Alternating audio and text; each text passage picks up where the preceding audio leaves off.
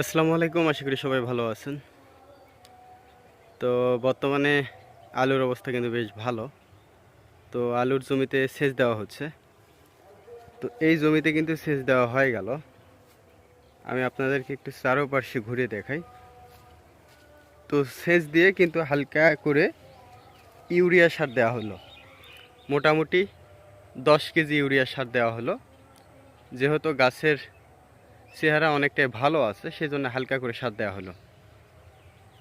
তো এই জমিতে কিন্তু ইতিমধ্যে পানি দেওয়া হয়ে গেল। তো পানি খুবই অল্প পরিমাণে দিতে হবে। আলুতে কোনোভাবেই বেশি পানি দেওয়া যাবে না। বেশি পানি দিলে আলুর জন্য ক্ষতি হবে এই জন্য বেশি যখন আপনি পানি দিবেন তখন এই যে বেডগুলো এগুলো পুরাটাই কিন্তু এঁটে যাবে। তো এই জন্য আপনাকে হালকা করে পানি দিতে হবে যাতে এই বেডগুলো এঁটে না ধরে। তো তাহলে কিন্তু আলু তাড়াতাড়ি বড় হবে। তো আমাদের আলুর বয়স মোটামুটি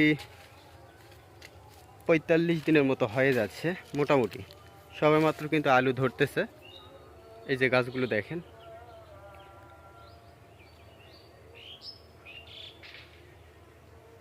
সবেমাত্র আলু ধরতেছে। তো ধানের জমিতে যারা যারা আলু রোপণ করছে, স্টিক আলু, এগুলো কিন্তু স্টিক আলু, হ্যাঁ। তো যারা যারা রোপণ করছে তাদের অধিকাংশরই তাদের আলু সবেমাত্র কিন্তু গজাচ্ছে। কিন্তু আমাদের আলুর গাছ কিন্তু অনেক বড় হয়ে গেছে। দেখেন, আমরাও কিন্তু এই ধান কেটেই কিন্তু আলু রোপণ করছি, কিন্তু আমরা অনেক তাড়াতাড়ি রোপণ করছি। কারণ যেহেতু এখানে আবারও আমরা ধান রোপণ করব, বাকিরাও ধান রোপণ করবে। যারা আলু রোপণ করছে ধানের জমিতে তারাও কিন্তু আলু উঠিয়ে ধান রোপণ করবে। কিন্তু আমরা তাড়াতাড়ি আমাদের আলুগুলো একটু উঠে যাবে।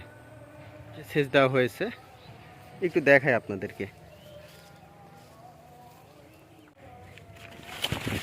আজকে আবার রোদ অনেকটাই কম।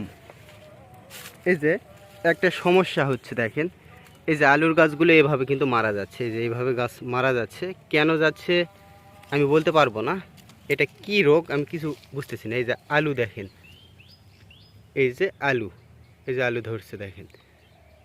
এই যে আলু কিন্তু বড় হয়ে গেছে। আর সবেমাত্র যারা রোপণ করছে ধানের জমিতে তাদের কিন্তু আসলে আলুর গাছ সবেমাত্র গজাচ্ছে, বা কেউ কেউ একটা সেচ দিচ্ছে। আমরা কিন্তু আমাদের এটা 2 নাম্বার সেচ। আপনাকে আলুতে ঘন ঘন সেচ দিতে হবে, কিন্তু আলুতে পানি দিতে হবে খুবই অল্প পরিমাণে। আপনি অল্প করে পানি দেন, কিন্তু ঘন ঘন সেচ দিতে হবে। আর আপনি যদি মনে করেন যে 1 মাসের সেচ আমি একবারে দিব, তখন কিন্তু আপনার সমস্যা হবে। কারণ আলুতে বেশি পরিমাণে পানি দেওয়া যাবে না, পানি দিলে কিন্তু ক্ষতি হবে। তো এই গাছে কয়টা আলু ধরছে দেখেন, এই গাছে 4টা আলু ধরছে। এই যে আমার হাতে 3টা, আর এই যে একটা পড়ে গেছে, এই যে 4টা। এগুলো গাছে এরকমই ধরে। তো এখানে দেখেন একটা আলুর গাছ রোপণ করে 2টা গাছ হয়েছে। একটা গাছ মারা গেছে আর একটা গাছ এই যে ভালো আছে। দেখেন, কিছু বুঝতেছি না, এরকমই হচ্ছে। তো তার মানে এই গাছেও হয়তো বা 4টা আলু আছে, মানে 6টা 7টা আলু এগুলো গাছে ধরে। হ্যাঁ, 6-7টা করে আলু ধরে। এই যে আলু,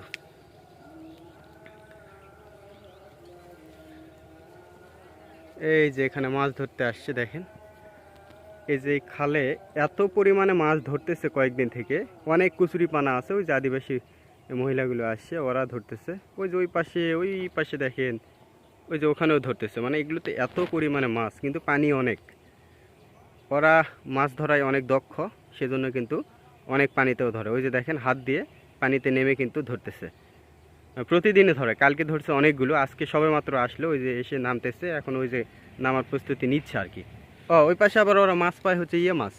আপনার কাল নাকি অনেকগুলো শৈল মাছ পাইছে। শৈল মাছ পাইছে, টাকি মাছ পাইছে, কই মাছ, তারপর শিং মাছ, এগুলো পাইছে। তো যাই হোক, এই যে আলুর অবস্থা দেখেন। তা আমি একদিন মাছ ধরবো, আমি আপনাদেরকে দেখাবো। যখন মাছ ধরবো তখন আমি আপনাদেরকে দেখাবো। আরও পানি কমুক, কিন্তু পানি কমতে কমতে ওরা মাছ রাখবে না।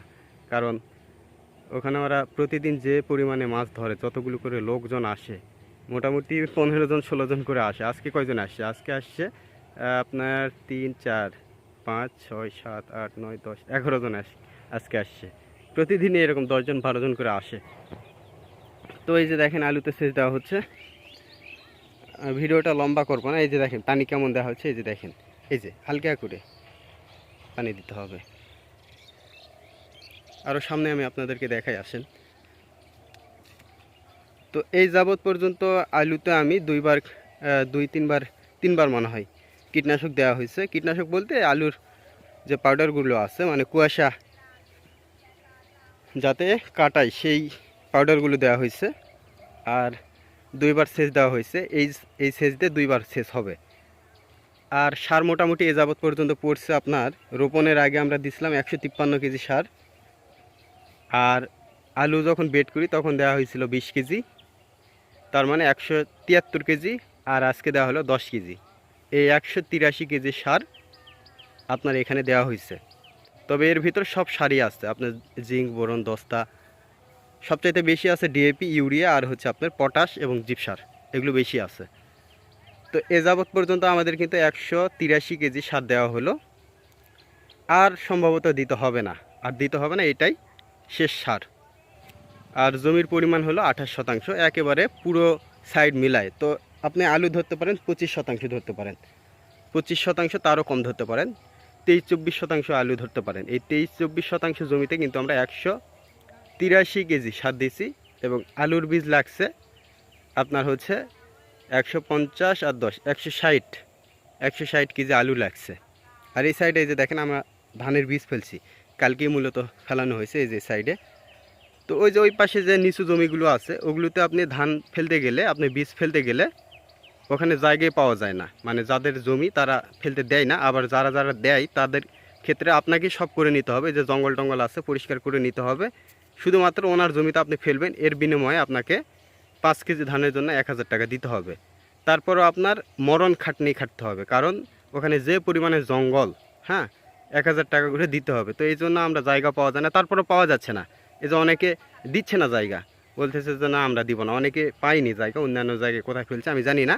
তো আমরা বাধ্য হয়ে আমরা এই যে আমাদের নিজের জায়গায় ফেলছি, এটা আমাদের নিজস্ব জায়গা বলতে পারেন। নিজস্ব বলতে আমরা যেহেতু এটা ভাড়ার জমি, লিজের জমি, তো এখানে আমরা ফেললাম, এখানে কারো টাকা দিতে হবে না। যদিও বা এখানে কেমন হবে জানি না, ভালোই হবে, আশা করা যায় ভালোই হবে। এই সাইডে এই ধানের বীজ ফেলানোর জন্য আমরা রাখছি এই জায়গাটুকু। তো এইখানে আমরা 5 কেজি ধানের বীজ ফেলানোর জন্য রাখছিলাম, কিন্তু 5 কেজি লাগেনি, কিনছিলামও। তো বাকিগুলো আমরা আবার ওই বাড়িতেই আছে এখনও, আপনার হচ্ছে এরকম ইয়ে করাই, এই যে গাছ গজানো, তো এগুলো আমরা গরুকে খাওয়াইয়ে দিব, যেহেতু আর লাগতেছে না।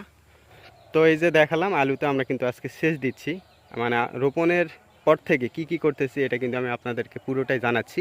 সেই সাথে আরও পরবর্তীতে যখন আলু উত্তোলন করব বা আরও পরে আলুর কী অবস্থা হচ্ছে সেটাও কিন্তু জানাবো।